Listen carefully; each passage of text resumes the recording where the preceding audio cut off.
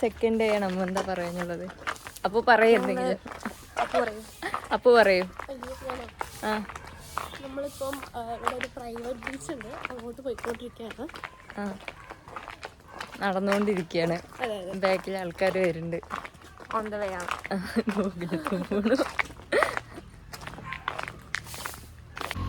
നമ്മള് ബീച്ചിക്ക് പോണ വഴിയിലുള്ള വ്യൂ ആണ്. എന്താ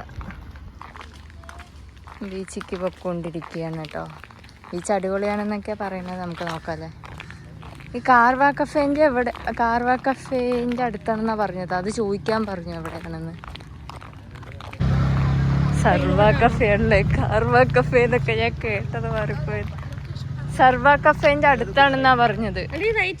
ആ റൈറ്റ് ചോദിക്കാൻ പറഞ്ഞു.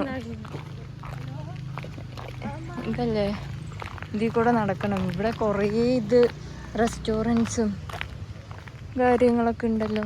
അതാ കഫേ സർവ. അതിൻ്റെ അടുത്താണ്. അവരുടെ ബീച്ച് റിസോർട്ട് ഉണ്ട് എന്നല്ലേ പറഞ്ഞത്? അല്ല, ഈ ബീച്ച് റിസോർട്ടിൻ്റെ അടുത്തല്ലേ ഈ സംഭവം? ഉള്ളിലൂടെ. ഓക്കെ, അത് അവരുടെ പ്രോപ്പർട്ടിയാണ്. ഇവിടെ ഇത് നോക്ക്, അവിടെ സെറ്റ് ആയിട്ടുണ്ട്. ഇവിടെ കുറേ റൂം സ്റ്റേയും കാര്യങ്ങളും ബഡ്ജറ്റ് ഫ്രണ്ട്ലി ആയിട്ടുള്ളതൊക്കെ ഉണ്ട് കേട്ടോ. എന്താ കഫേ സർവ.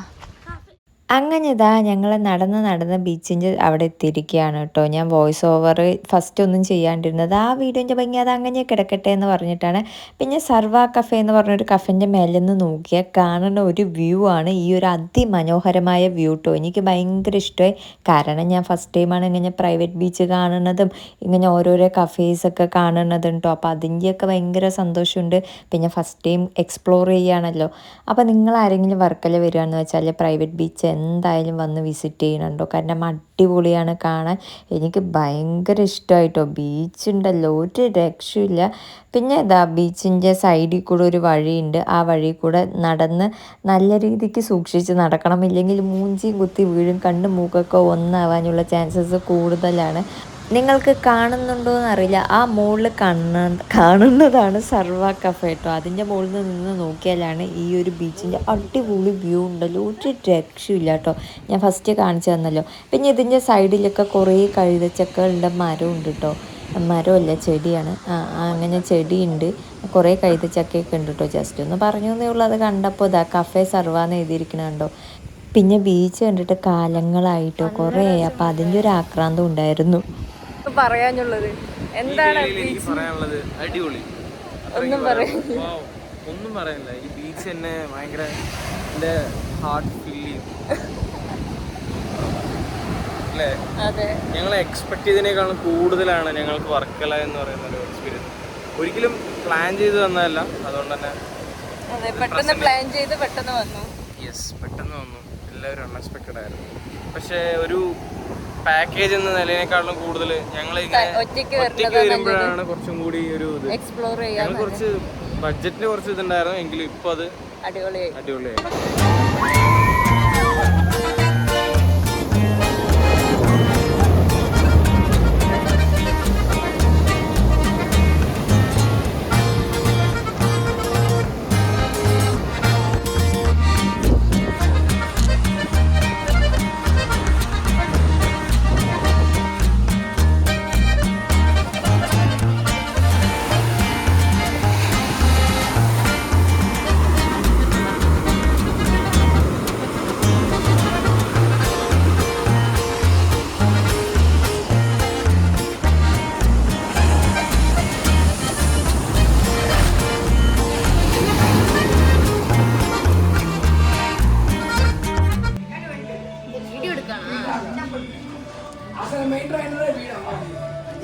കുഴപ്പമില്ല, വെറുതെ വോയിസ് ഓവർ തന്നെ ചെയ്യാം. എന്തിനു കിട്ടിയില്ലേ? ദോശ കിട്ടാത്ത സങ്കടത്തിലിരിക്കണം.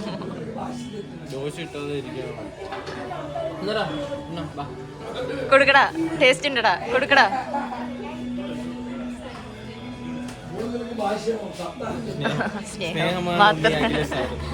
Sharing is caring.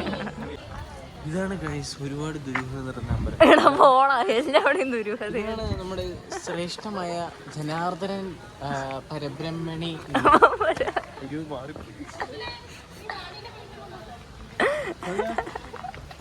അവൻ മിക്കവാറും ബാഗിലിട്ട് കൊണ്ടുപോകുന്ന തോന്നുന്നത്. അങ്ങനെ ഞങ്ങൾ രാവിലെ ബീച്ചിലൊക്കെ കളിച്ചു. അത് കഴിഞ്ഞിട്ട് ഫുഡ് അടിച്ചു. പിന്നെ അടുത്തൊരു അമ്പലം ഉണ്ടായിരുന്നു കേട്ടോ. അവിടെ പോകാൻ പറ്റില്ല, ജസ്റ്റ് ഫ്രണ്ടിലിരുന്ന് കുറച്ച് ഫോട്ടോസൊക്കെ എടുത്തു. പിന്നെ നമ്മൾ നേരെ പോയത് ശിവഗിരിക്കാണ് കേട്ടോ. ശ്രീനാരായണ ഗുരുവിൻ്റെ അവിടെ നിങ്ങൾക്കറിയാലോ, ഞാൻ കൂടുതലൊന്നും പറഞ്ഞ് ഹിസ്റ്ററി ജോഗ്രഫി ഒന്നും ആക്കണില്ല. അപ്പോൾ അവിടെ ഒരു ഫങ്ഷനാണ്. അപ്പോൾ അവിടെ പോയപ്പോൾ ഭയങ്കര നല്ല തിരക്കും ഉണ്ടായിരുന്നു കേട്ടോ. പിന്നെ അവിടെ അധികം വീഡിയോസൊന്നും എടുക്കാൻ പറ്റില്ല, നമുക്ക് മേലെ പോയിട്ടൊന്നും വീഡിയോസ് എടുക്കാൻ പറ്റില്ല. സോ അവിടെ ഒരു പെറ്റ് ഷോ ഉണ്ടായിരുന്നു. അപ്പോൾ പെറ്റ് ഷോ എന്തായാലും കാണാൻ പോയതല്ലേ എന്ന് പറഞ്ഞിട്ട് ഒരു പെറ്റ് ഷോയും കൂടെ കണ്ടു കേട്ടോ.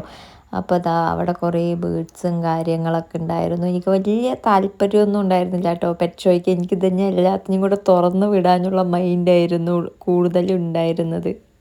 പിന്നെ ബാഗ് ഉണ്ടല്ലോ, ബാഗ് അത്യാവശ്യത്തിന് എൻ്റെ ബാഗ് നല്ല കനമുണ്ടായിരുന്നു. എൻ്റെ ബാഗ് തൂക്കിയത് ഫുള്ള് ലച്ചുവാണ് കേട്ടോ. ലച്ചുവിന് ഒരു ബിഗ് താങ്ക്സ്. കാരണം ട്രിപ്പ് സ്റ്റാർട്ട് ചെയ്യുന്നത് തൊട്ട് എൻഡ് ചെയ്യുന്നത് വരെ ലച്ചുവാണ് എൻ്റെ ബാഗ് തൂക്കിക്കൊണ്ടിരുന്നത്. ലച്ചുവിൻ്റെ ബാഗ് ഞാനും തൂക്കിയിട്ടോ, വലിയ കനമൊന്നും ഉണ്ടായിരുന്നില്ല അവളുടെ ബാഗ്. അപ്പോൾ സോ ഹാപ്പി, അങ്ങനെ ലച്ചു എന്നെ സഹായിച്ചു. അപ്പോൾ അത്രേ ഉള്ളൂ കേട്ടോ. ആ ട്രിപ്പിൻ്റെ എൻഡിങ് ആണ്.